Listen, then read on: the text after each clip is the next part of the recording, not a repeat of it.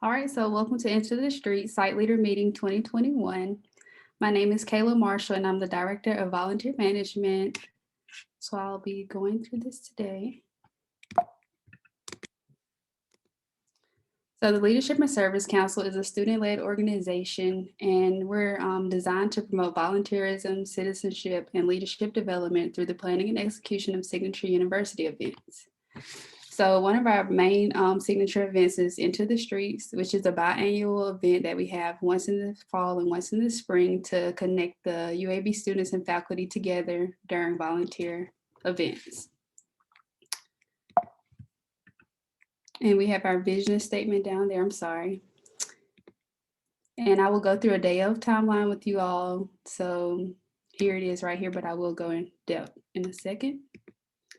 So the expectations of site leaders. The role of a site leader is to guide the service project at hand while serving as a vital link between LSC and the site in each site leader is assigned. So communicate with staff site leader. So I would like for you all to email out this staff site leader to briefly introduce yourself. And below I have listed an example email so you can just state your name and your discipline and what level you are in college, and let them know, confirm your site, your service site as well when you talk to them. So here I will go through Give Pulse. So volunteer check-in, you will have the responsibility of checking in volunteers via the Give Pulse app and also making sure that each student has completed their health check.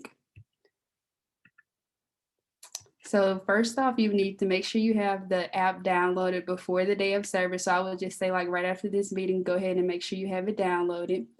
And when you get into the Give Pulse app, it's going to have a single sign on right here. So it's going to look just like that. So you just make sure you go to that. And then you'll have to select profile at the bottom right corner. And then you'll select switch to admin. And once you do that, you'll see you won't see the service project until the date of service. So you'll see your selected service site there.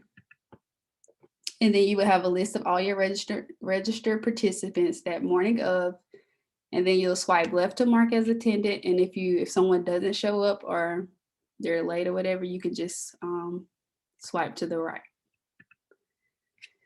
And so it's very important to be on time the day of service. So make sure you arrive 15 minutes before your assigned time. And if some reason you're having trouble locating your site, please refer to the contact information provided for your designated site location.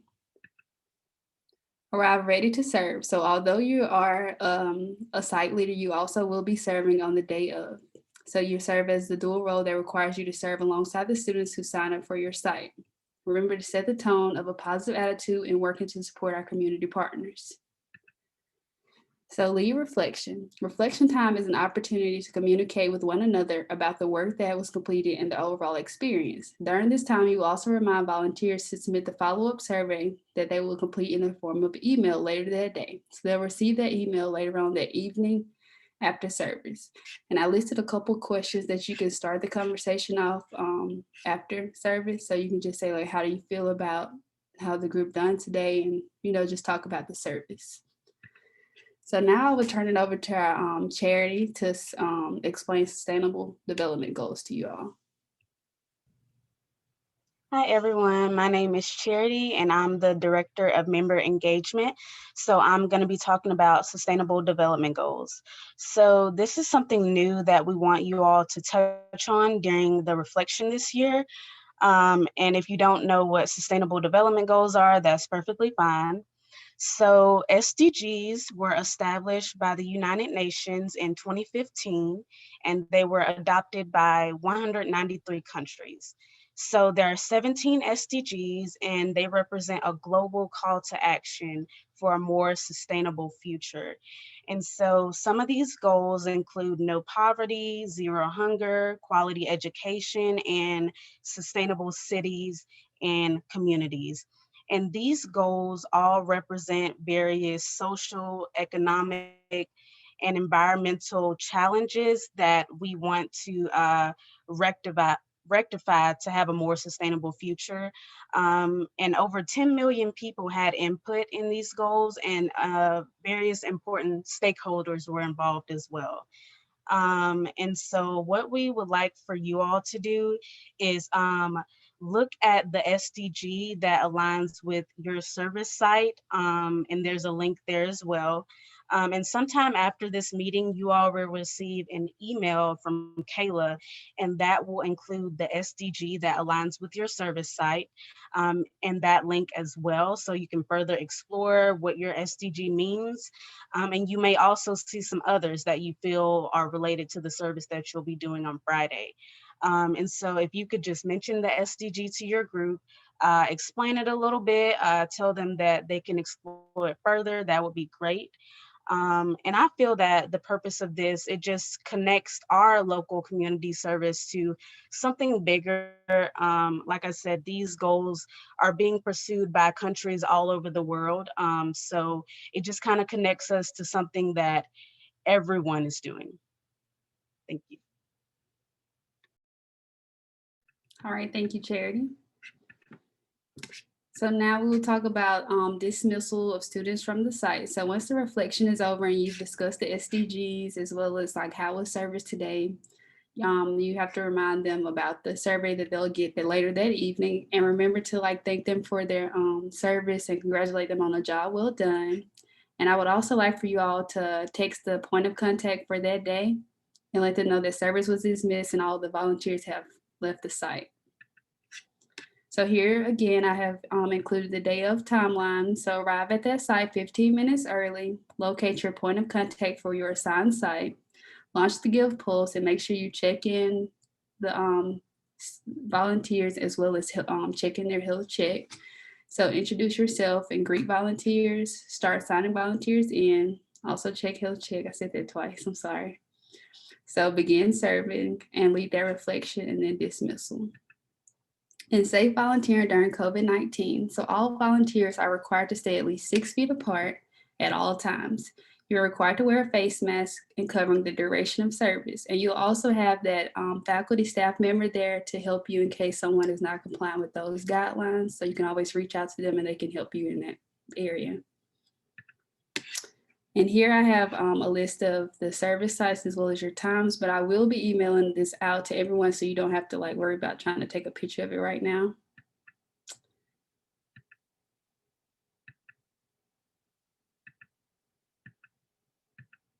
All right, and here is the contacts for prior to service. So you can reach out to Nikki Short, which is our executive director, and here's her email and phone number, or you can reach out to me with any questions you may have before service. And here is an emergency day of contact. So if in case of an emergency, or if you just have like questions you need to get answered immediately, you can reach out to this phone and Lauren will be there to help answer those questions. So do anyone have any questions? Hey, Kayla, you want to go back to that emergency contact and let everybody take a picture of that or jot that number down real quick? I want to make sure that you all have this. All right.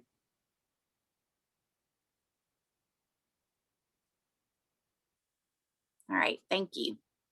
Okay.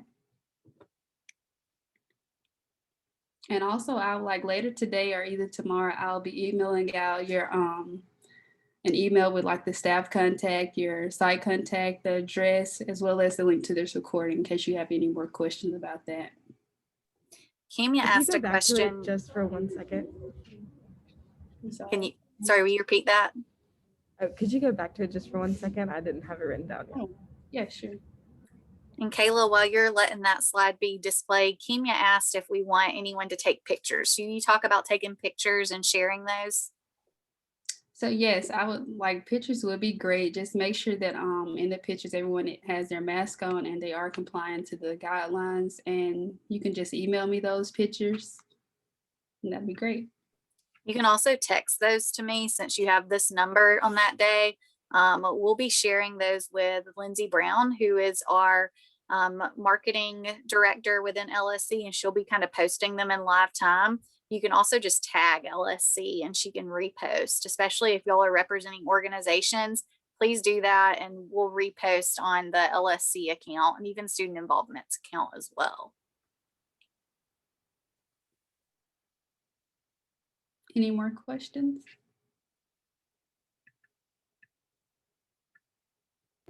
I have one more. I was wondering too if this is going to be posted anywhere, like the whole PowerPoint, just like for reference and looking back too, since it's a lot of information. So yes, I will be like recording, like uploading the link. We're gonna post this video on YouTube shortly after the meeting is over, and I can share that link with you. And you can just slow it down, whatever. And you all want to provide a little bit of context. So I'm Lauren Cotant. If I don't already know you, I serve as the advisor for the Leadership and Service Council. And we're so grateful first that y'all are willing to give your time to volunteer in the community and provide this leadership role. Kayla referenced a few times your faculty or staff site leader. I want to explain what that is. And so this year, in order for us to align with the university's COVID-19 guidelines for student organizations, we have to have a faculty or staff member present for the entire service project. They're going to serve in what we're calling a faculty staff site leader role as a level of leadership alongside you. So it's really a partnership. Think of it that way. Their role is to support you. So if you run into a situation, maybe a volunteer is not acting right, like they're complaining about the service site, for example, or they refuse to put on their mask or whatever, maybe they get injured. That faculty staff site leader is your immediate point of backup. And so you need to connect with them and say, hey, here's the issue I'm experiencing. Can you help?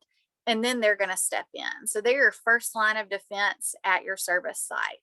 Your emergency contact, which is shared here, which is me, I would be your second line of defense. And so call me if you need support or you can't find your faculty staff site leader. Maybe they don't show up. If they get lost, that would be something else you'd need to call me and let me know. But that faculty staff site member that's present should be there to help you. They should also be arriving early. And so it'll be great once they get there for you to pull up your Give Pulse app and use them to practice checking in, especially if you've never done that before. You'll want to check in both them and yourself because the Give Pulse app is how we enable our impact. And so that's how we're able to track the amount of service hours we complete collectively that day. And we want to include both your and your faculty staff site leader service hours in that count. So make sure you sign yourself in also. Speaking of the app, I also want to share one other thing that's very important. If a volunteer shows up and they are not on that list, that means they have not registered. So if you pull up their app, that app, and you can't find their name, they haven't registered. In that case, unfortunately, there's two options. One of them is kind of rough. We would have to send that volunteer back to campus. They can't stay if they didn't register. The alternative is if they can get on Give Pulse and register in that moment, we can let them stay, but they would have to get online and register on their phone.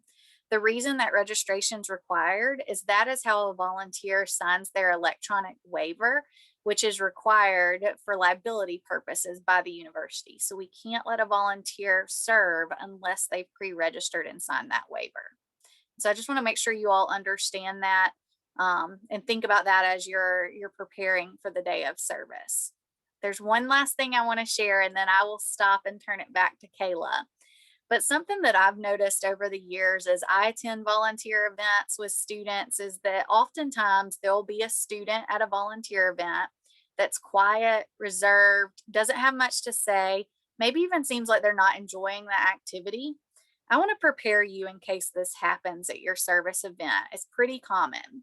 Typically when that happens, it's because the student doesn't know anyone there, maybe isn't feeling valued in that moment or unsure of their purpose or responsibility. You are the leader of this site in a positional leadership role, and we're trusting you with making every volunteer feel like they're welcomed there and an addition to that service experience. And so please, even if it makes yourself feel a little bit uncomfortable to socially put yourself out there in this way, please be very forward in talking to every volunteer, making sure that they know we appreciate them volunteering with us, and just try to get to know them to make sure everyone feels comfortable and respected in our service environment. And so I just want to encourage you to do that as the representative for LSC in the site leader role.